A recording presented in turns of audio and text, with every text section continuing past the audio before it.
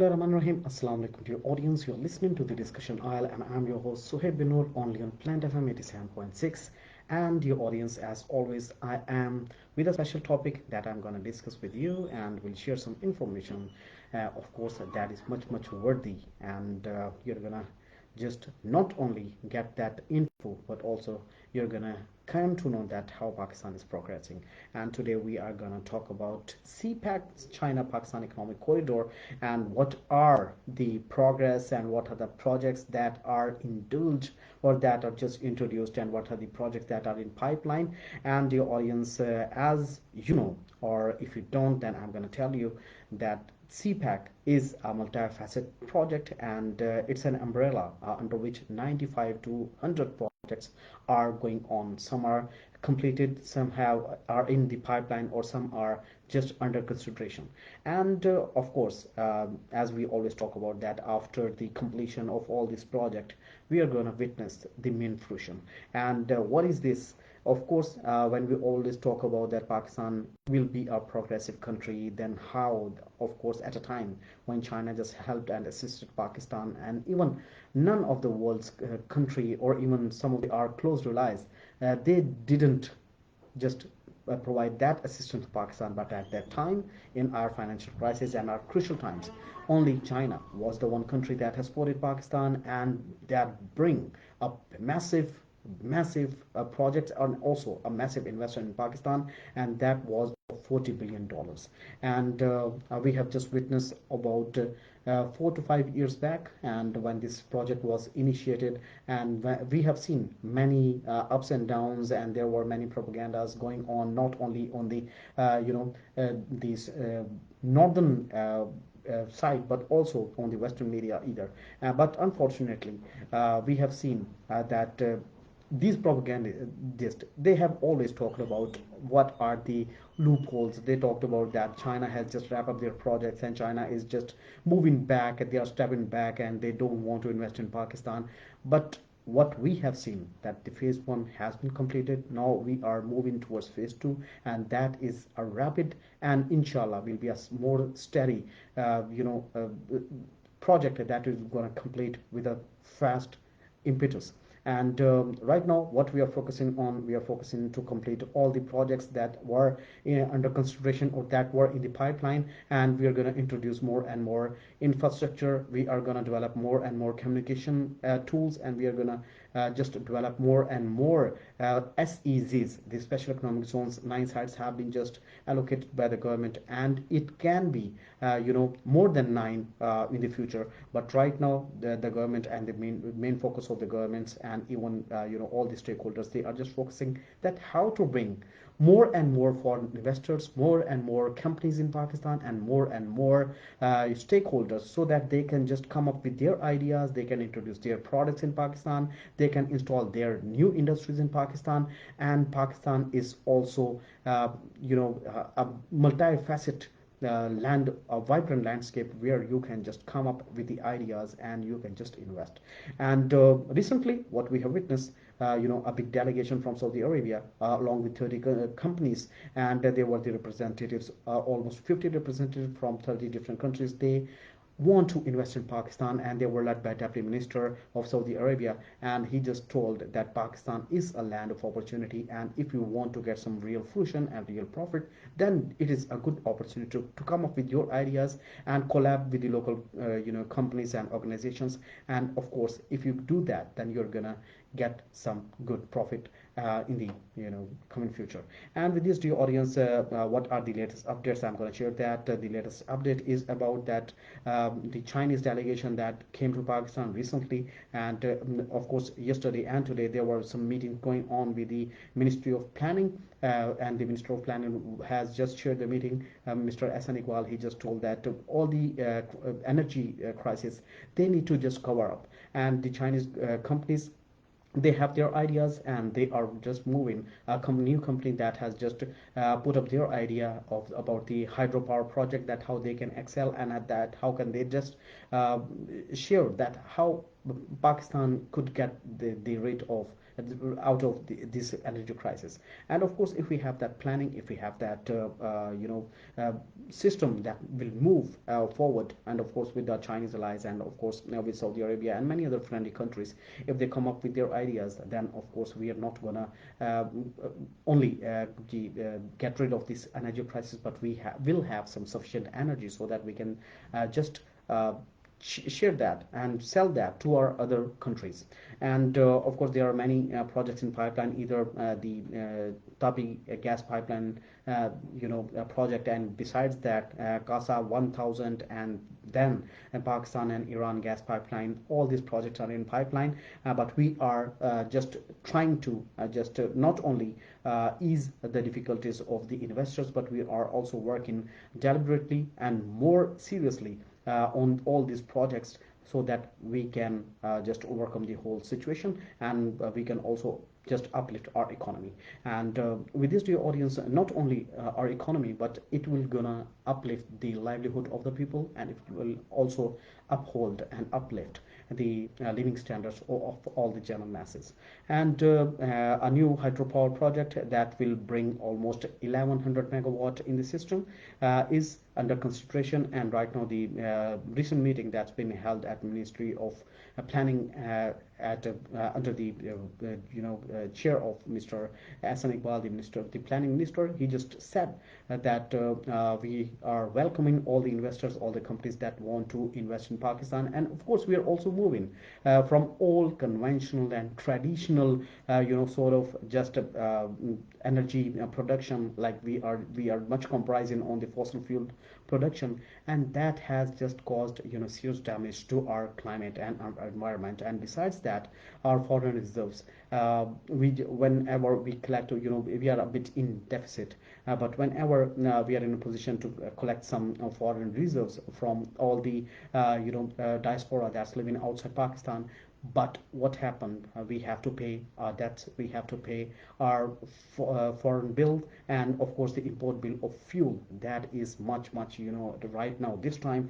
And if we have sufficient environment friendly energy system in Pakistan, then of course we are going to not only overcome our the economic crisis, but we can also uplift our economy in the most convenient way. And that's why Pakistan has decided right now to move towards all the eco-friendly systems, and that is hydro, that is solar, and that is our wind projects. And even a wind farm has been formed in the southern belt of Pakistan, and even some of the hydropower projects that from GB to KPK, and even some are under consideration in southern Punjab and some parts of Balochistan and Sindh as well. And besides that, we are also focusing on how to install more and more solar systems, solar panels, on not on domestic level but also commercially. And right now, all the commercial systems and all the commercial industries, they are also focusing that they want to shift their technology, their old traditional technology, towards the new one, and they are gonna replace that. And this is the beginning of transition. And just what we want some cheaper energy, we want some low cost energy, and if we want a free energy system, and of course with a one time investment, you can say you just want to have a bitter sip at once, but later on you will get the fruition. And the solar panel, they have a life of almost from 10 years to 50 years, up to 50 years. With the latest technologies, they are just focusing to make it more reliable, to make it more sustainable, and to make it more profitable. And right now all the companies are doing that. And this time, dear audience, it's I must say a golden time, where in Pakistan the solar systems are getting more and more cheaper comparatively. As we compared it back in 4 months ago, or maybe 5 or 6 months, the prices were double, and right now they have reduced to almost 60%. And it's the right time, if you want to invest, or if you have some investment, and if you want to shift your domestic energy system, the old energy system that we purchase expensive energy from the energy produce as a production houses, or even the WABDA or other companies, then we can rely on the free energy system, that is solar. And if you have that investment, or if you want, or if you have that idea, or you're just thinking that we are gonna shift our technology in the future, then it is the right time. And the solar panels, they have just are much cheaper, almost 60%. at the lower cost than the previous year, and it is a golden time. And besides that, if we shift our technologies towards these technologies, then these are also environment friendly. And when we always talk about, as yesterday I was just telling you about the climate change and its repercussions, and even the climate change that has a very bad impact on our whole ecosystem, on our whole environment. And that's why we are just facing, the huge rainfall, the huge downpour. And besides that, some of parts of the country, they are facing huge droughts. And meanwhile, we are also facing some extreme heat waves and some extreme winter season. So these are just because of the climate change, and these are just because of the man-induced climate disasters. And there was a term used back in 2019, that was the climate-induced disasters. But right now, the UN and the international bodies, they are using that man-induced disasters. Why is that so? Because the huge and rapid industrialization, and even the carpeting and the whole forest have been just reduced. And right now, even Amazon has been just destructed, unfortunately, by the big, I must say, stakeholders who want some big profit, and they are cutting down trees at a very massive level, and very with a rapid impetus. And undoubtedly that these have consequences, and unfortunately the consequences that we are going to suffer. And if we don't want to going to suffer, then we have to preserve the existing forest. And besides that, we have to install and we have to plant new forest. And these ideas have been shared by all the researchers, the environmental scientists, and they keep on sharing that if we want to reduce our or just atmosphere or toxic gases or the greenhouse gas emission, then we have to plant more and more trees, and we have to convert our gray structures into green structures. And even the reserves, the resources that are in the world, we not need to just cut them off, or we don't need to just just decrease them, but we should be in some position to just increase the level of those forests. And we need to just install or plant more and more trees, and we need to install some eco-friendly energy system, and we need to install more and more things that are more workable and that are more sustainable. And when we talk about the sustainable development goals that have been introduced by UN, and Pakistan is the one of the country that has just implemented almost all the SDGs, and we are working quite seriously on all these issues. And besides that, we have to save our water reservoirs, we have to construct more reservoirs, and we have to just even we have to introduce such mechanisms, such structures, so that we can not only preserve our water, but all these rainfalls or the downpour, especially in the monsoon season, that prolong about 2 months to 3 months. And it is also named as a new season in Pakistan. And there was a time when we came to know that Pakistan has 4 seasons: summer, winter, spring, and autumn. But right now, the scientist says that monsoon is also a season, and it should be included in the cycle of Pakistan's seasonal systems. And that's why we can say that during the monsoon season, there is many million tons and metric tons of waters that we keep on flooding that and throwing that into the ocean. We keep on throwing that rather than just preserving for the situation when we face doubts, when we face not only droughts, but also in the crucial time like summers. We have very minor number of rainfall, and it's been recorded for so many years that Pakistan face sometimes droughts, and sometimes we face almost 2 months delay in the rainfall system. But if we have those reservoirs, then we can not only protect our agriculture, that is the backbone of Pakistan's economy. And we always talk about that we are a country with an agro-economic, society and agro-economic system. But right now, what we need to do, we need to just preserve, and we need to just reshape, revamp, and even we need to just introduce more and more steady and more advanced systems, so that the new systems could reshape everything. And of course, if we do that, then we will have some good impact on our not only on our future but also on our whole system. And even CPEC, as I have just told you before, and that the delegation, the Chinese delegation, they just visited Pakistan, and most of the companies, they want to just construct or they just want to install new industries in Pakistan. And it's a good sign that previously the all the brands of mobile phones, I don't want to name some, you better knew. Now we can say that made in Pakistan mobile phones are available in the market, and we are also sending them to those countries who cannot make their own cell phones and on a low cost duty. And so we are also reducing our the duties that we have to pay previously in the recent past to other countries, so that we could import those cell phones. And right now we are in a position that we are making and manufacturing or assembling those cell phones in our own country. And China has also given a proposal that we need to make some chips, the cell phone chips, and even the cell phone the processors here in Pakistan. And if we have such industry, then of course it will be a win-win situation for everyone.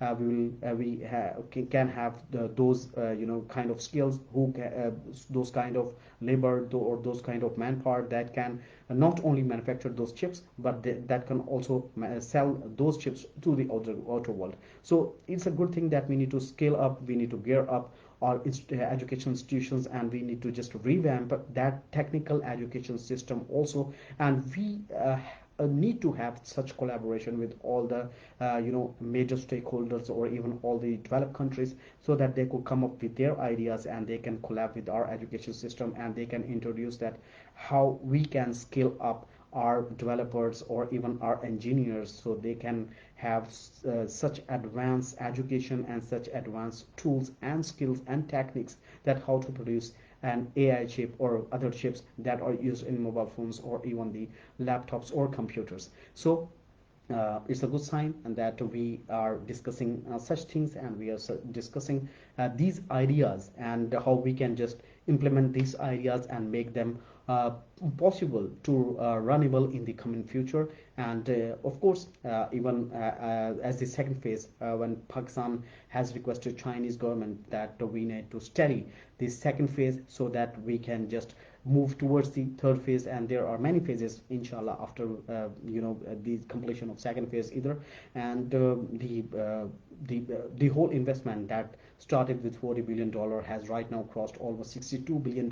And we are just imagining that trajectory towards $150 billion.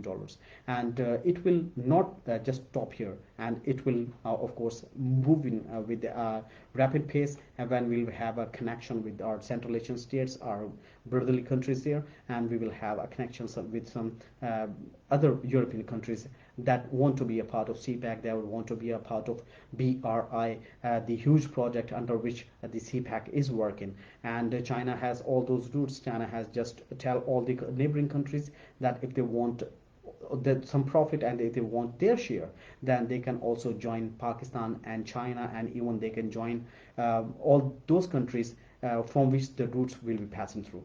And of course, Pakistan has also operationalized the RCD, the Regional Cooperation Development, the very ancient, I must say, project that was introduced back in late 60s. And right now it's also operational. We are sending our goods via our rail networks towards Turkey, and Turkey is also sending their goods towards Iran and Pakistan. And this is a good chain where we three countries are just getting some profitable businesses, and we are running them in a more smoother way. And dear audience, we have developed some communication system also, and we are right now in a position to introduce our own systems, internet systems especially.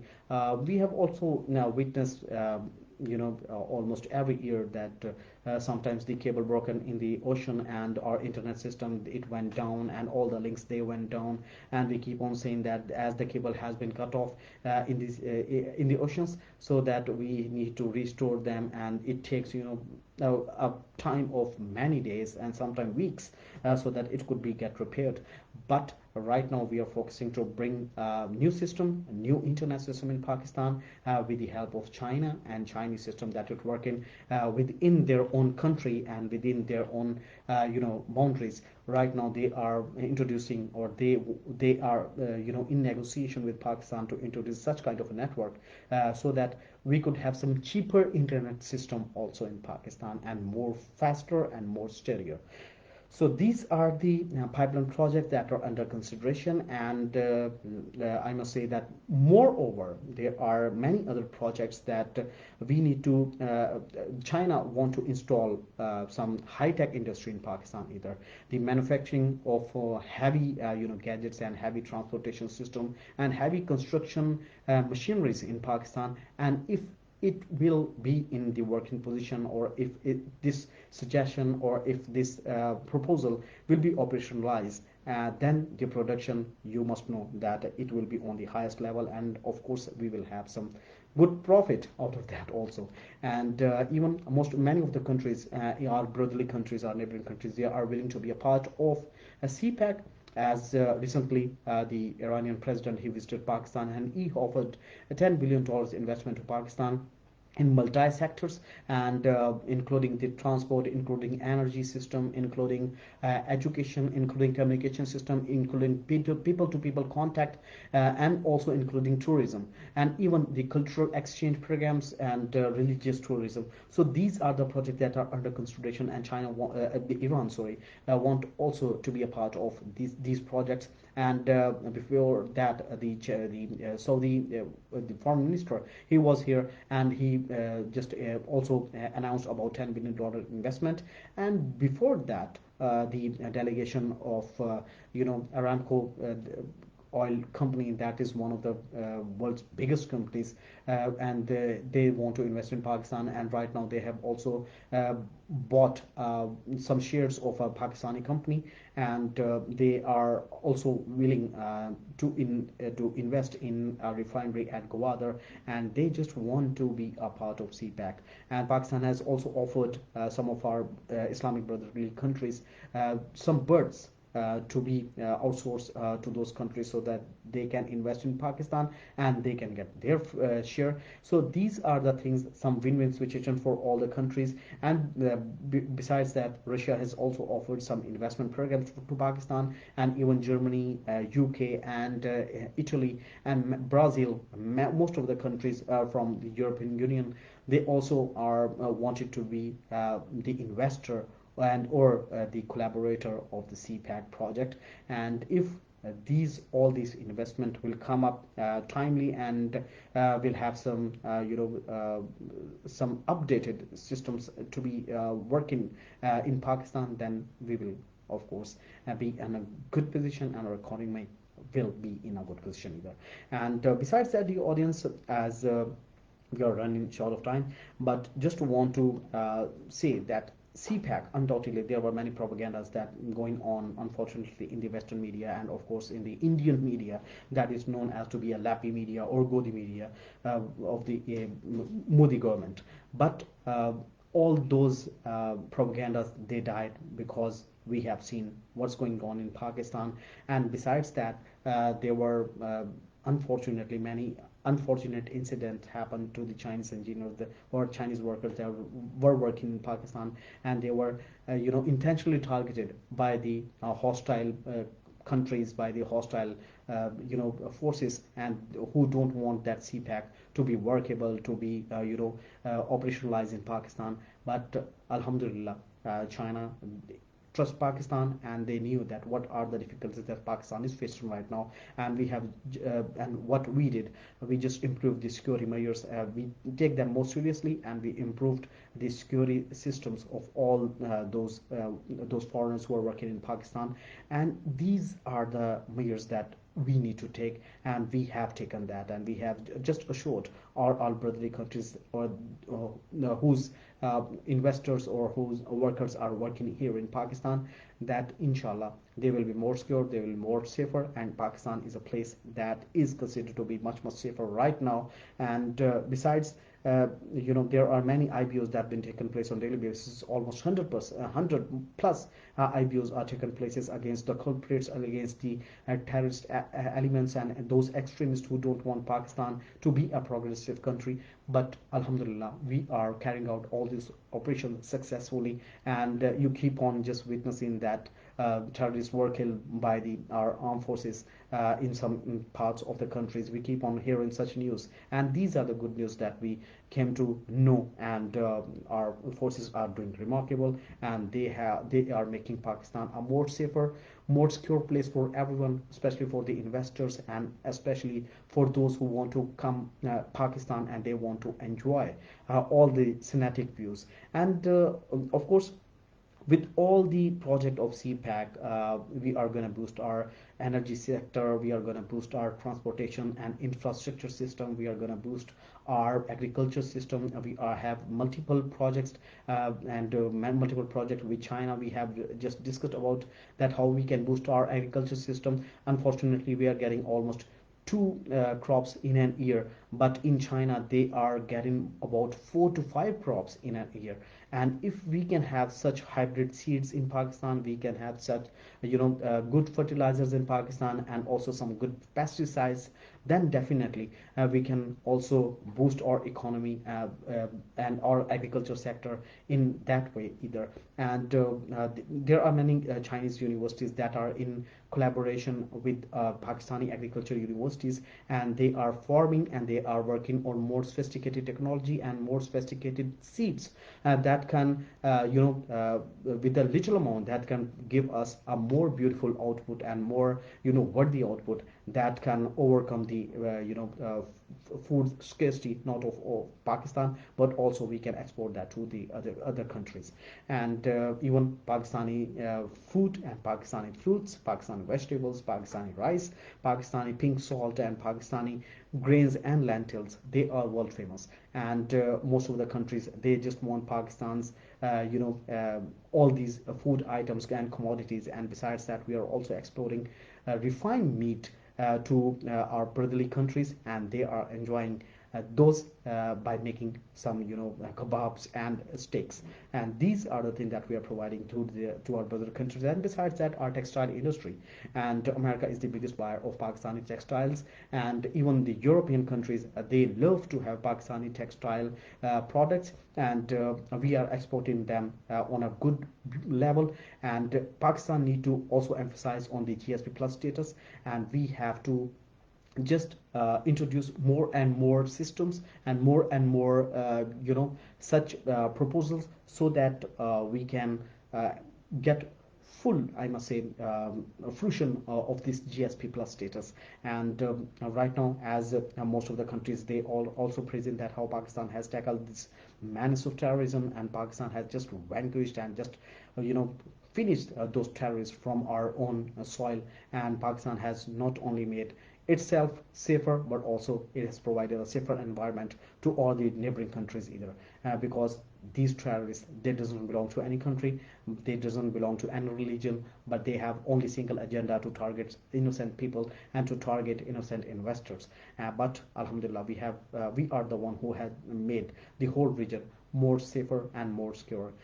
With this, to your audience, as we are running out of a short of time, and at the end, my message to all of you, that kindly do something better for this country. And if we want Pakistan to be a more progressive country, then we have to just utilize our energies, and we have to just put our share, that how we can make it more progressive.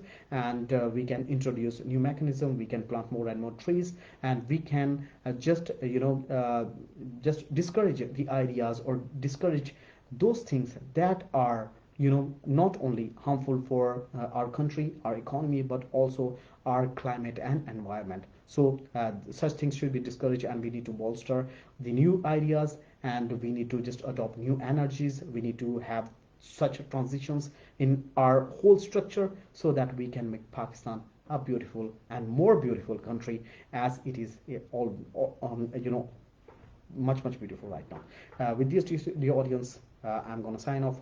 Allah Hafiz, fi amanillah, and stay blessed. Take care of yourself.